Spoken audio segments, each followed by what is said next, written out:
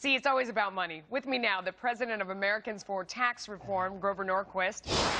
So this statement by Jeb Bush, it is generating tons of backlash. You said it was like being asked, what's your favorite color unicorn? What do you mean by that? Well, quite embarrassingly for Jeb Bush. Look, he hasn't been in politics for 10 years, so cut him some slack. He came to D.C. and the Democrats ate him for breakfast. They asked him the stand-up question, which is, you know, if we cut spending a lot, would you give us $1 teeny of tax increase? That's the alley his father walked down and got mugged. In 1990, the Democrats promised him $2 of real spending cuts for every dollar of tax increase. And, of course, the tax increases were real. We're still paying them. That's what gutted the Reagan tax reform proposal. And he threw away Reagan's tax reform and a top rate of 28% in return for a Democrat promise to cut spending. What'd they do? They raised spending. And Bush lost the presidency. He'd been otherwise a competent president. He got thrown out of his second term because he fell for Lucy and the football again. And then his son says, I'd do that too.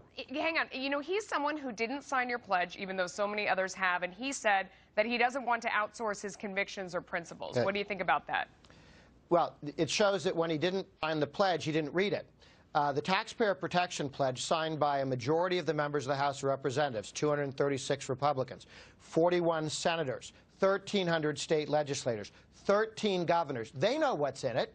It's a promise to the voters of America, a promise to the voters of their state that they will oppose and vote against any tax increase. It's not a promise to me. Jeb Bush hasn't read the pledge when he says something that goofy.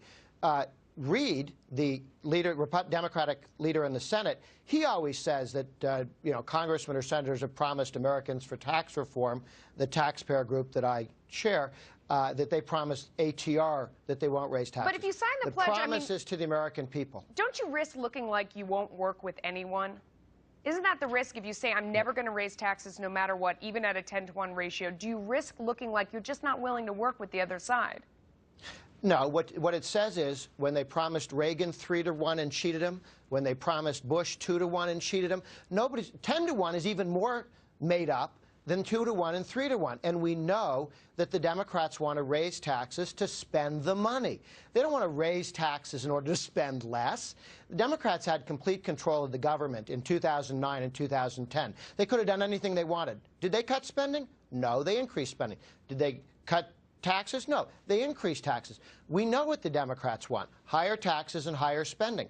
Imagining an imaginary unicorn where the Democrats have decided not to be Democrats anymore is a children's game. It's not a grown-up thing. The Democrats want to raise taxes to spend more money. At the end of the day, is it about taxes or is it about saying, I just don't want larger government anymore?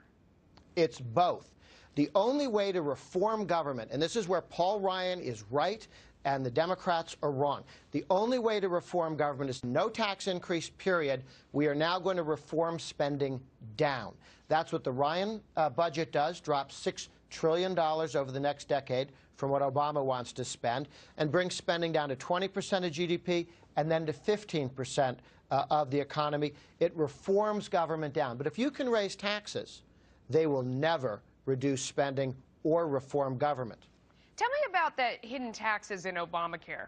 Well, there are about 20 different taxes, not too well hidden, although they don't talk about them a lot.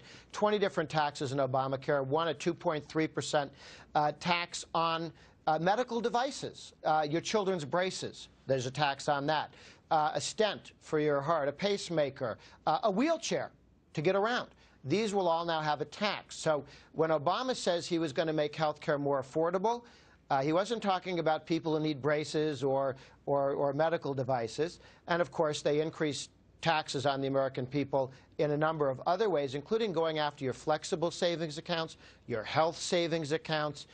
There's a tax, a 3.8% tax on all investment income. Whatever your capital gains tax is, add 3.8%. Whatever your dividend tax is, add 3.8%. Is a series of massive tax increases, not limited to rich people. Matter of fact, they go right. The first tax they had was the tanning tax, 10% tax on the 30 million Americans. I doubt they were all named Buffett. The 30 million Americans who go to tanning salons. Yeah, they I got think a 10% that's called the New Jersey tax. Let me ask you about taxes in the upcoming election. I mean, one of the central issues has been tax fairness, that the rich should be asked to pay a little bit more their fair share because we're in such tough times. What's the right response to that? Because a lot of people think that that just sounds fair. We're all struggling. The rich have more. They should pay to resolve these problems. Okay. The problem is the government's spending too much, and the only people responsible for spending too much are the President and Congress. Now, it's true that Reid, Pelosi, and Obama set us on this path towards Greece, and we need to get off that path. So Obama's spent to bankrupt the country. It's not somebody else's job to pay for his mistakes. We need to repeal his mistakes, his stimulus, his bailouts, his additional spending programs. Raising taxes does not help you spend less money. Since the problem is we spend too much, the Democrats keep wanting to look at the tax issue and say, well, you know, the peasants just aren't sending enough money into the king. That's the problem. It's not the king spending. It's that the peasants are lazy. Go make them spend more. And by the way, we'll get the kulaks, the rich peasants. How about spend less and tax everybody less, normal peasants and kulaks? You know, I didn't know there were rich peasants, but you learn something new every day. Grover, thanks so much for joining us. We appreciate it. You got it.